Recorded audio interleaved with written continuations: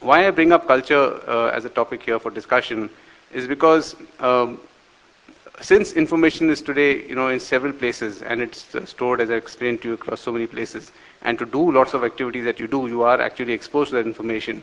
It is important that we have a culture within our organizations, we have a culture within the country where we respect data, as you would respect cash. In the good old physical days, if you found cash lying around, you would not assume it's your own. You would assume that it belongs to someone, check around the office and see who it belongs to, and then most probably give it to the right person. The same holds true for information today. If you have information with you which is supposed to be used by you exclusively for the job that you're doing, then you're supposed to use it only for that. You're not supposed to be using it for, for using for any other purpose, because it's as pricey today as cash would have been, let's say, 20 years back. And therefore, it's all about having the right culture. It's all about being able to obviously adapt practices. For example, I was talking to our company's information security head before I came to this meeting, and I told him, can you go across the globe and tell me, what is the level of information security awareness in various countries? And he did some research, and he brought some statistics to me. We did a simple research. We figured out as to how many companies are there in the globe which follow information security practices and have got themselves certified. There's a standard called BS 7799, which has now also been adopted by ISO, but it's a British standard for information security. Roughly 50% of all the companies in the world which are certified on BS 7799 are based out of India. Right? So it's not that we are not aware of information security. I think lots of companies are aware. Lots of companies are changing the rules of the game, are moving it to the next level in terms of the way it can be controlled and appropriately kept. But I think the world is also evolving very fast. I think we therefore need to have a continuous re-evaluation of whether we are doing the right things, whether we have the right processes in place, whether our people understand and appreciate the need for data secrecy, the need for keeping and containing information, especially in environments where we work with. Example I gave you was my own, where in our company we have almost 700 million transactions going through every year. I'm sure if you add up all the BPOs, it'll be a couple of trillion transactions which go through India. And therefore, obviously, it's important that we keep that data with us very, very securely. We respect it, and we follow high standards. Now, standards can be followed, but standards can be followed if they are appropriately supported by good government rules and regulations around, malpractices. If ever we do come across situations where information is misused, do our government support us in terms of appropriate legislation? And I think that is where, as a country, we need to work on. Fortunately for us, there are not other countries which are better in terms of data protection, in terms of legislation, but certainly there are certain examples one can learn from the UK and the US, and therefore I think as a country, however, we need to be able to put a proper legislative framework so that if companies are doing the right thing in terms of standards and cultures and protecting information, should that rare instance of misuse happen, then we can go back and fall back on the legislation to help us out as well. So I think that's a place where work has to be done. We are working with NASSCOM. I think the whole industry is working with NASSCOM to try and put some proper structures in place, but I think there's still some way to go there. Yeah, thank you. Thank you. Thank you, Rahul. Good morning, everyone. As you heard from Yob, what I do is advise companies on their sourcing strategy. So for today's discussion, I'm going to address it from a company's vantage point and what companies are and should be doing to address not only the security and privacy risks as it relates to outsourcing, but the overall risk framework as it relates to outsourcing. We all know where organizations started with outsourcing. It was very much IT applications focused, and when it moved to BPO, it was a low-end, high transaction volume processes. And the way the companies were managing the risk relating to outsourcing was primarily by process or by contract, was very much a siloed approach. But you look at where outsourcing is today, it's pervaded across organizations. Companies use multiple vendors across multiple geographies and hence multiple jurisdictions. Companies are using different delivery models.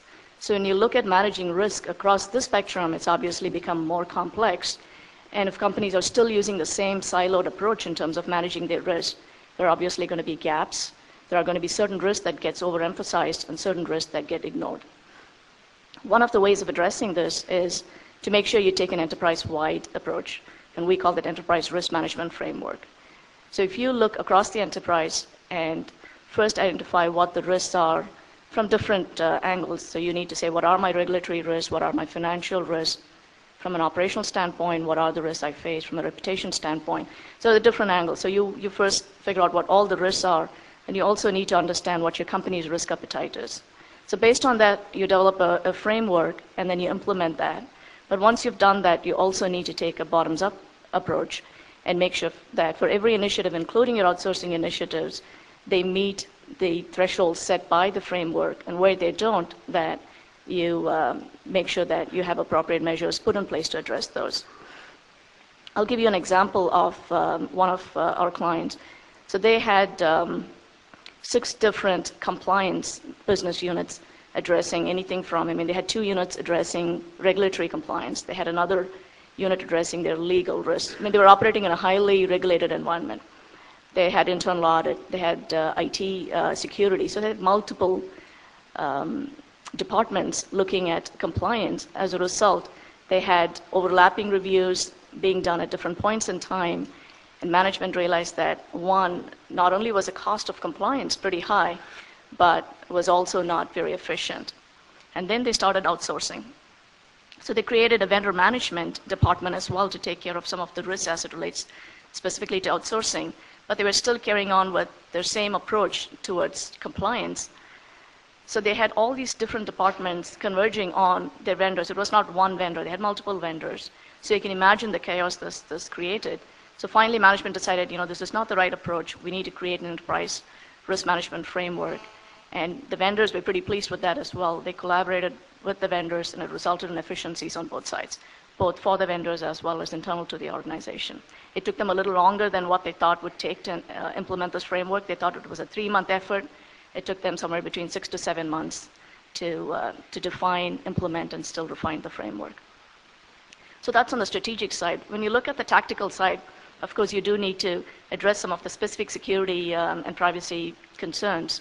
The first thing organizations typically do, which most of you that work for companies that are outsourcing, you would look at the security posture of the vendors. Most of the vendors based in India do have very good security policies and procedures, but you also need to assess the requirements that are specific to your organization. So you would probably look at security policies and procedures. Do the vendors have good user access administration procedures, especially when it comes to providing and revoking access to new and terminated employees? You would look at the basic stuff like what kind of password protection do they have, their encryption. You would also look at their physical and the logical security. You would also look at any disclosure rules that they have to make sure that information does not get disclosed. It's a big deal in the US. And then you would look at the security monitoring procedures that they have and make sure that is adequate to your requirements, but also that you have written it into the contract that you'll have access to some of those procedures. From a security assessment, we just heard about the fact that most of the vendors have security certifications.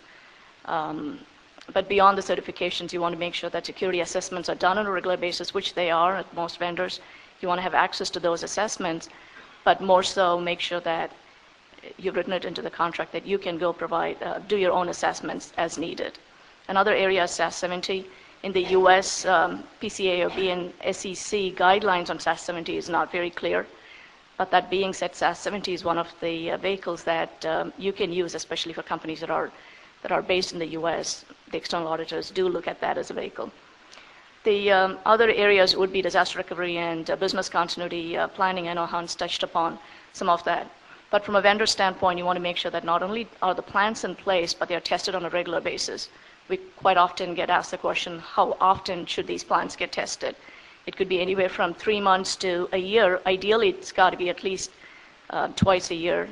And again, it depends on the risk of some of the processes that you have outsourced, and make sure that it's aligned with those.